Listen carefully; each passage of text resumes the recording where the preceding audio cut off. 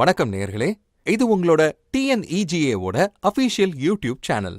இந்த சேனல்ல எல்லா விதமான ஆன்லைன் சேவைகளை பத்தின வீடியோக்களை பார்த்து நீங்க பயன்பெற போறீங்க. இன்னைக்கு நாம எந்த வீடியோவை பார்க்க போறோம் தெரியுமா? கலப்பு திருமண சான்றிதழ் சேர்ந்த சான்றிதழ்களை எப்படி பெற போறோங்கிறத பத்தி தான் பார்க்க போறோம். என்ன, வீடியோக்குள்ள போலாமா? வாங்க. இப்போ நாம கலப்பு திருமண சான்றிதழ் பெற எப்படி விண்ணப்பிக்கணுங்கிறத பத்தி தெளிவா பார்ப்போம். அதுக்கு முதல்ல நீங்க www.tnEsevai.tn.gov.in என்ற இணையதளத்திற்குள் போகணும். சிட்டிசன் லாகினை கிளிக் செய்யணும்.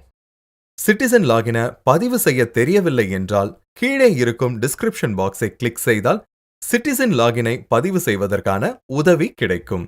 User name, password, captcha code ஆகியவற்றையும் பதிவு செய்யணும்.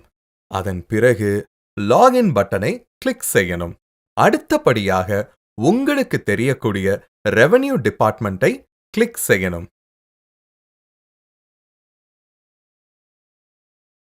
அதற்கு அப்புறம் இன்டர்காஸ்ட் மேரேஜ் சர்டிபிகேட்டை கிளிக் செய்யவும். இன்டர்காஸ்ட் மேரேஜ் சர்டிபிகேட்டை கிளிக் செய்தவுடன் instruction for applying intercaste marriage certification page open ஆகும். அதன் பின் உங்களுக்கு தெரியக்கூடிய ப்ரொசீட் பட்டனை கிளிக் செய்யவும். ப்ரொசீட் பட்டனை கிளிக் செய்தவுடன் intercaste marriage certification page open ஆகும். அதில் மணமகன், மணமகள் அவர்களுடைய கேன் நம்பரை பதிவு செய்யவும். அப்படி பதிவு செய்ய தெரியவில்லை என்றால் கீழே இருக்கும் டிஸ்கிரிப்ஷன் பாக்ஸை கிளிக் செய்தால் கேன் நம்பரை பதிவு செய்யும் வழிமுறை கிடைக்கும். அடுத்தது, முதலில் மணமகனின் ஆதார் நம்பர் அல்லது கேன் நம்பர் உள்ளிடவும். உள்ளிட்டவுடன் சர்ச் பட்டனை கிளிக் செய்யவும்.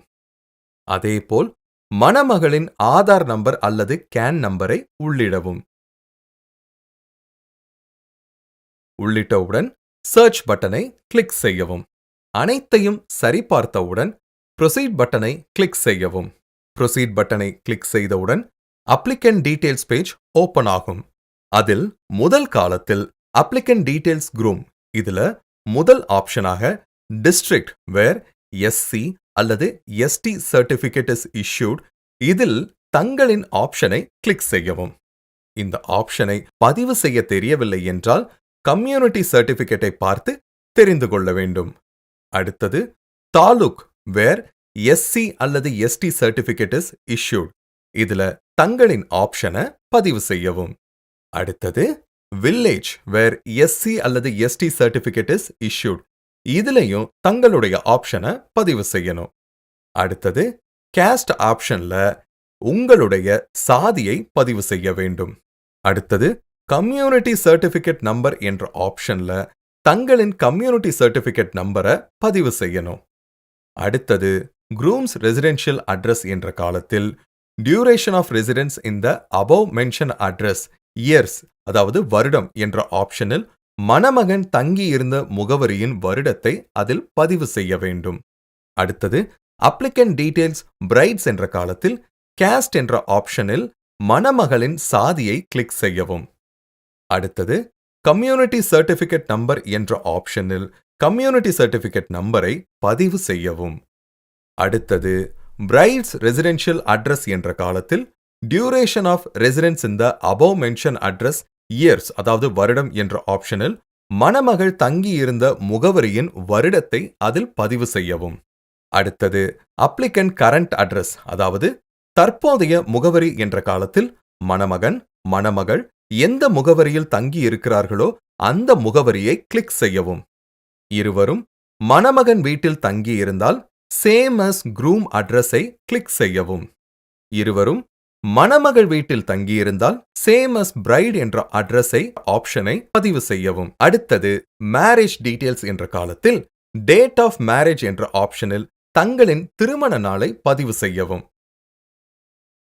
அடுத்தது பிளேஸ் ஆஃப் மேரேஜ் என்ற ஆப்ஷனில் தங்களின் திருமணம் நடந்த இடத்தை பதிவு செய்யவும்.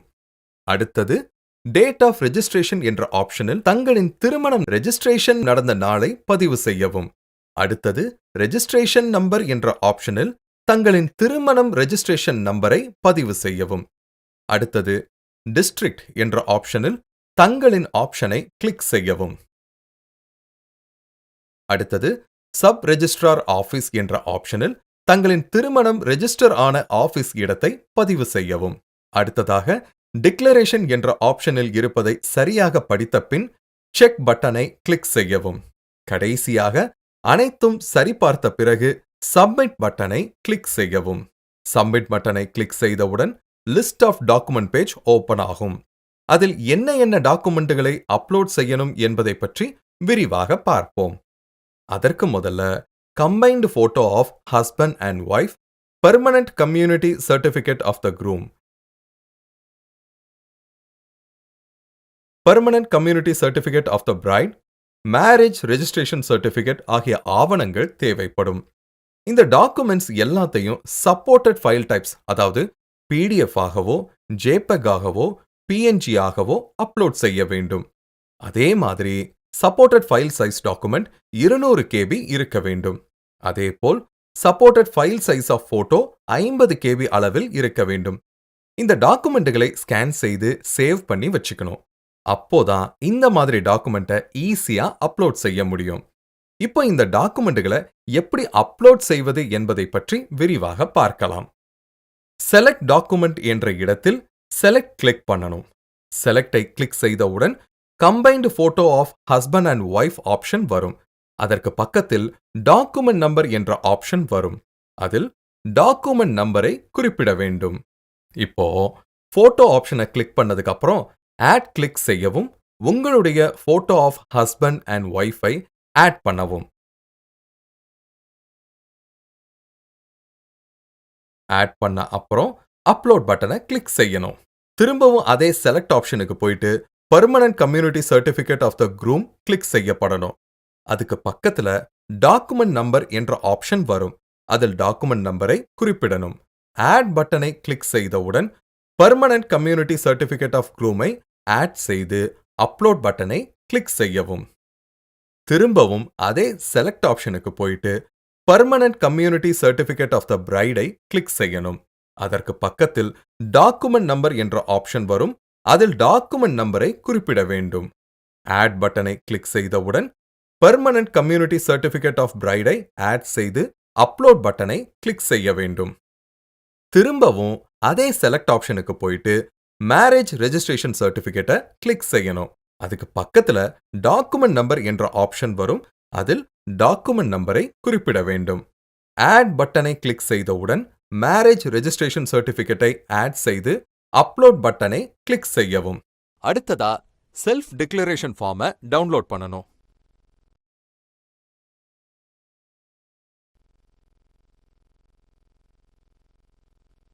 டவுன்லோட் பண்ண செல்ஃப் டிக்ளரேஷன் ஃபார்ம்ல உங்களோட கையொப்பத்தை இடணும்.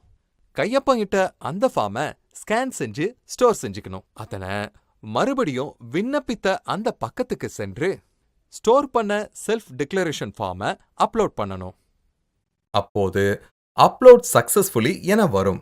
அப்படி வந்தா அது சக்சஸ்ஃபுல்லி அப்லோட் ஆயிடுச்சுன்னு அர்த்தம். அப்புறம் மேக் பேமெண்ட் என்ற ஆப்ஷன் கீழே இருக்கும். அதை அழுத்துனீங்கன்னா பேமெண்ட் பண்ணக்கூடிய ஆப்ஷன் உங்களுக்கு கிடைச்சிரும்.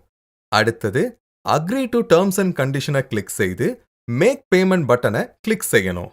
அதன் பிறகு உங்களின் கிரெடிட் கார்டு, டெபிட் கார்டு அல்லது உங்களுடைய ஆன்லைன் அக்கவுண்ட் மூலமாக ₹60 பணத்தை செலுத்தவும். அவ்வளோதாங்க.